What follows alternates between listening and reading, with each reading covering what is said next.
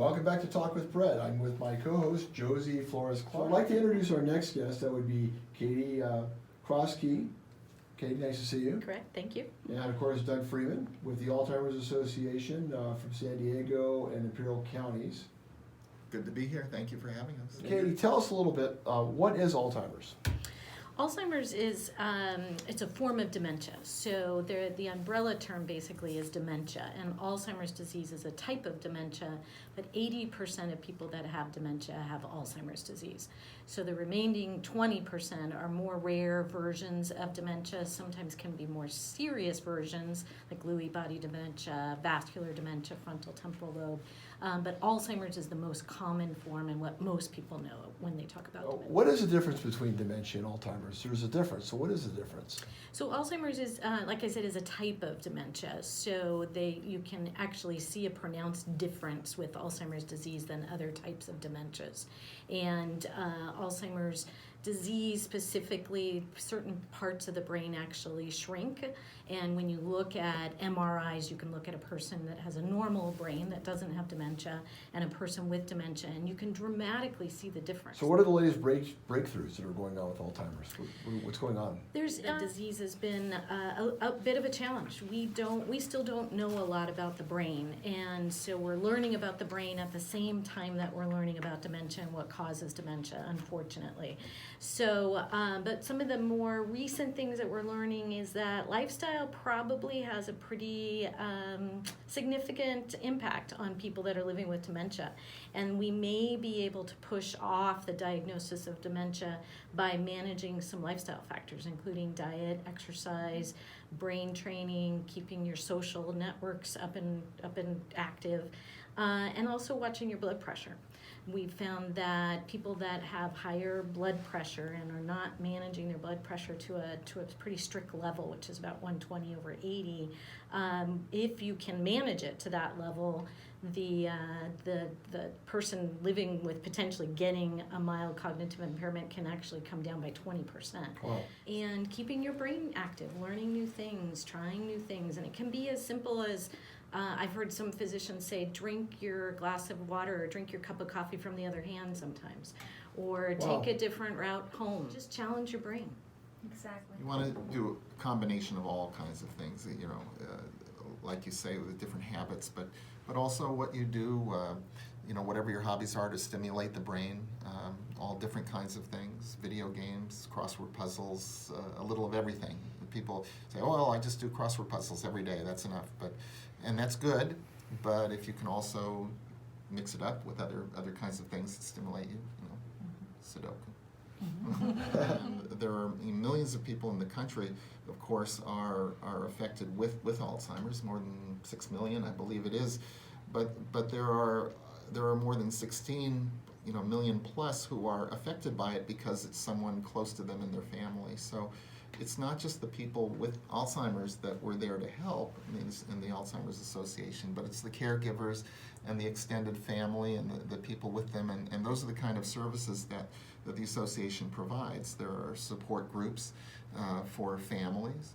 We support groups for caregivers specifically, and then we have groups where the person with Alzheimer's comes in with a family member and their caregiver. So that's part of it. There are educational programs that, for people who are family members, the signs to look for, how to communicate specifically with someone with Alzheimer's. Because a lot of people aren't trained. They don't know someone in your family has Alzheimer's, and you can't speak to them expecting the same cognition. They're not hearing what you're saying the same way you think they're hearing it. So it takes a lot of patience, it takes a lot of learning and classes, and those are the things that we're trying to do, reaching out and offering classes. So June is Alzheimer's and Brain Awareness Month. Yes, Alzheimer's and Brain Awareness Month is June, and we're taking this opportunity to let people know about how to keep your brain healthy. And on our website at alz.org, there are tutorials and things like that. Also, we're pairing it with our month-long fundraiser called The Longest Day, because the longest day falls in June. And it's an opportunity for everyone who wants to help to create their own do-it-yourself fundraiser. So people all month have been creating fundraisers based on their own hobbies. And we've had people rock climbing, who love rock climbing, and they'll host a number of people to come out and rock climb and raise money. We've had bridge tournaments, we've had mini marathons, gymnastics classes, all sorts of things. And it's not just individuals, but it's companies. Tonight, Saturday, and tomorrow, Sunday, the fish market is donating a portion of all sales of their salmon, their mesquite salmon dish, to the Alzheimer's Association. Through the rest of this month, BJ's Brew House and restaurants are offering free pazookies to everyone who will donate at least $1. And on the 20th and 21st of this month, later next week, Thursday and Friday, people who donate, whatever you donate will be matched by BJ's. So we're encouraging people to go out, and that's their personal fundraiser. So Katie, tell us about the international conference coming up in July. We're excited.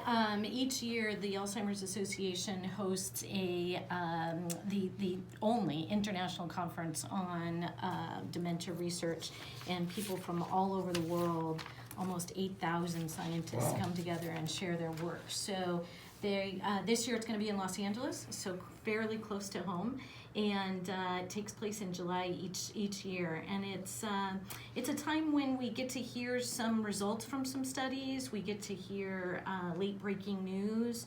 So we'll hope that everybody stays tuned. We'll have some information about studies that have taken place here at UCSD, and we're really excited about what we're potentially going to hear about some advances in the disease. Is there a difference being made with all the years of research? Are we seeing, is it basically the lifestyle changes, or is it a combination of that with pharmaceuticals?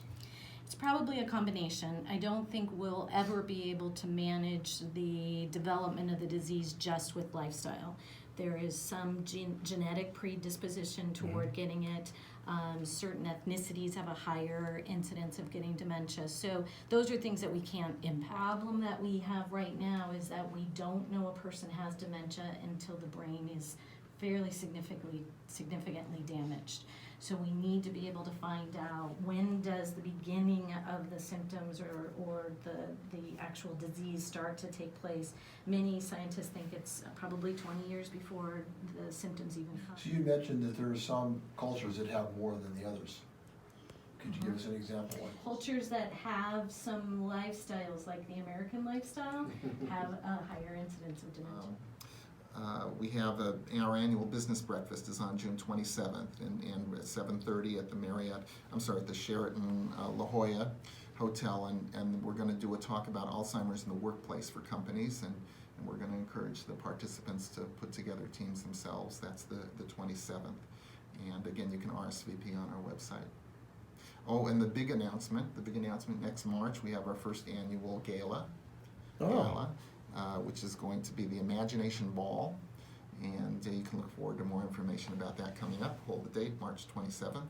Good to know. Yes. Where's that going to be? That's going to be at the Del Mar Country Club. Very nice place. Yes, thank you very much, Brett, for having it. You're a great guy. You do a lot of mitzvahs for a lot of the organizations in the community, and it's appreciated. I think that's what. No, I appreciate it, and I appreciate you being here, and I think there's more we can do to help out, and we'd love to help out more as time goes on. I always get myself in trouble for saying that, but I really mean it from my heart. I think we need to really get the word out there more. Absolutely. Thank you both. Thank you for all that you do, and you have to really be passionate about this to do what you do. So thank you. And again, I want to let everybody out there know that you're talking to someone who has gone through this. Please don't wait another minute. Contact them. They have resources. They will be able to help you. There is an 800 number, 800-272-3900, 24-hour helpline. It's tremendous. They have social workers and doctors and all kinds of people that can help. Whatever your problem is, 800-272-3900. I want to thank you all for being here. Also to my sponsors, Indian Motorcycles of San Diego, the Jim Pacific Beach, and Vista, and of course, Farmers Insurance, the Silva Agency.